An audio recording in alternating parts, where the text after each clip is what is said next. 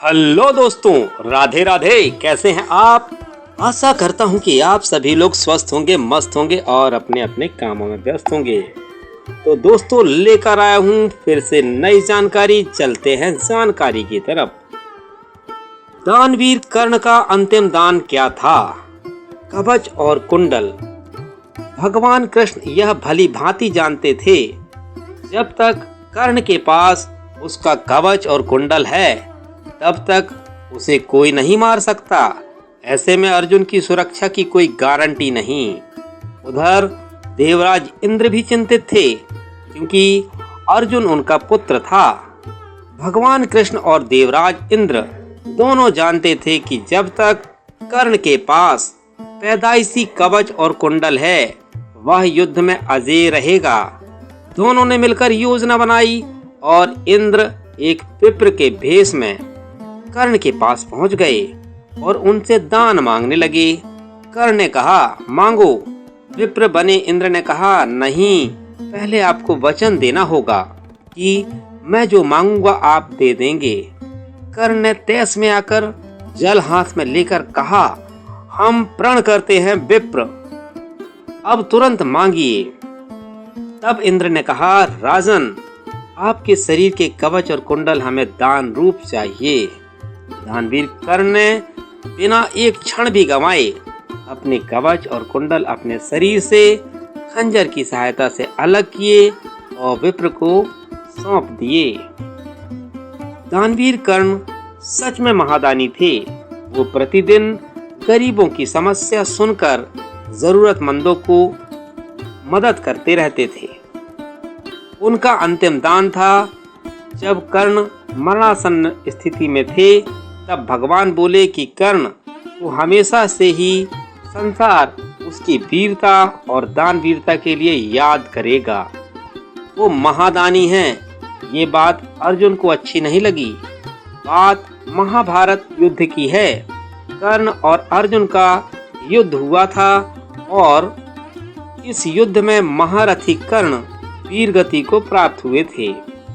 जब वो युद्ध के बाद घायल मरणासन्न स्थिति में थे, जब भगवान कृष्ण ने उनकी परीक्षा लेने की इच्छा से अर्जुन को साथ लेकर ब्राह्मण भेष में कर्ण के पास पहुंच गए और बोले, दानवीर कर्ण की जय हो। कर्ण ने आंखें खोलकर देखा और आंखों ही आंखों में नमस्कार किया। बोले कि आप किस कारण आए हो ब्राह्मण? बोले, कृष्ण बोले कि हमें कुछ दान चाहिए, पर अब क्या दे सकते हैं, आप तो खुद ही मरणासन स्थिति में हैं। कर्ण बोले, कृपया बताएं। तब वह ब्राह्मण बोले, हमें थोड़ा सा स्वर्ण चाहिए, पर अब आपके पास स्वर्ण कहाँ? इस पर कर्ण बोले, जरा ठहरो, और उन्हें बड़ी मुश्किल से एक पत्थर उठाया और जो पास ही पड़ा था और अपने मुंह में दांत को तोड़ा और जो सोना से मढ़ा था। तब ब्राह्मण भेष में भगवान बोले, ये क्या मजाक है? हम ब्राह्मण हैं और ये रक्त में समा हुआ दांत, हम इसे हाथ भी नहीं लगाएंगे। तब कर्ण ने पास पड़ा धनुष बाण उठाया और पूरी शक्ति बटोरकर भूमि में बाण भेद दिया। भेदने के बाद ही जल की धारा फूट पड़ी और उस दांत को धोकर ब्राह्मण को दे दिया। कर्ण की ये दानवीरता देखकर भगवान बहुत प्रसन्न हुए।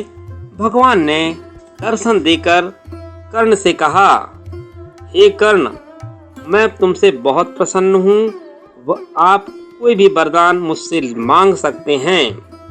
कर्ण ने अपने साथ हुए अन्याय को याद किया कि किस प्रकार वे क्षत्रिय होते हुए सूत पुत्र होना झेला। उन्होंने ऐसे लोगों का कल्याण करने को कहा।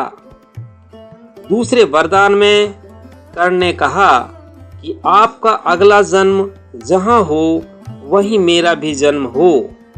और तीसरा वरदान मांगा कि मेरा अंतिम संस्कार उस स्थान पर हो जहाँ पाप ना हुआ हो। तीसरे वरदान के लिए भगवान सोच में पड़ गए और फिर तथास्तु कहा। इसी कारण भगवान ने कर्ण का अंतिम संस्कार अपने ही हाथों में किया और उन्हें स्वर्ग भेज दिया। इस कारण सारी उम्र अन्याय का साथ देते हुए भी उन्हें स्वर्ग भेजा गया। तो दोस्तों, अब आपको समझ में आ गया होगा महावीर कर्ण का आखिरी दान क्या था। जी हाँ दोस्तों, महावीर कर्ण का आखिरी दान यही था कि जब कुरुक्षेत्र के मैदान में अर्जुन के बाण से घायल होकर महावीर कर्ण पड़े हुए थे, तब भगवान श्री कृष्ण ने भिखारी का रूप धारण करके उनसे दान में कुछ मांगा। तब महावीर कर्ण ने अपने सोने का एक दांत तोड़कर श्री कृष्ण को दे दिया था। यही महावीर कर्ण का आखिरी दान था। महाभारत में दानवीर कर्ण ने पिछले जन्म में ऐसे तो क्या काम किए थे कि उसे इस जन्म में ये भुगतना पड़ा। शास्त्रों के मुताबिक कर्ण को पिछले जन्म के पापों का ही वजह से कष्ट भोगने पड़े। पिछले जन्म में कर्ण का नाम दंभोदभव था, जो दैत्य का था। दंभोदभव ने सूर्य देव की तपस्या की और उनसे वरदान में 100 कवच प्राप्त किए थे। दंभोदभव ने सूर्य देव की तपस्या की और उनसे वरदान में 100 कवच प्राप्त किए थे। उन कवचों को भेदने की क्षमता केवल उसी व्यक्ति में थी जिसने शहर को सहस्त्रों वर्ष तक तप किया हो।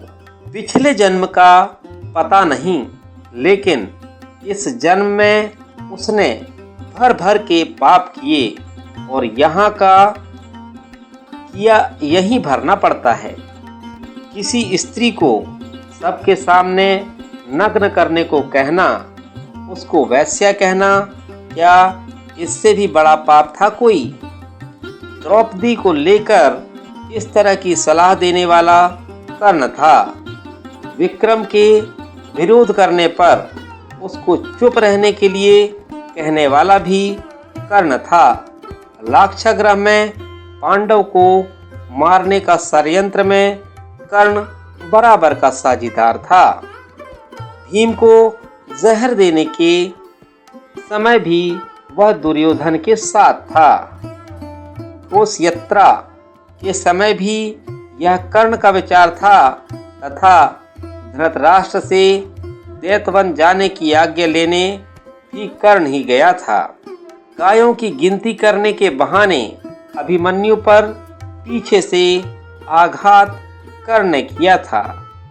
उसके धनुष की प्रत्यंचा काटने के लिए अभिमन्यु पर एक साथ आघात की योजना भी शकुनी और कर्ण ने ही की थी। अब इतने पाप करने के बाद भी पिछले जन्म के पापों की जरूरत पड़ गई। वो इस जन्म में पहले ही इतने पाप कर चुका था और उसी का उसको दंड मिला। तो दोस्तों, कैसी लगी आपको जानकारी? अगर जानकारी अच्छी लगी हो तो कमेंट बॉक्स पर कमेंट करके जरूर बताइएगा।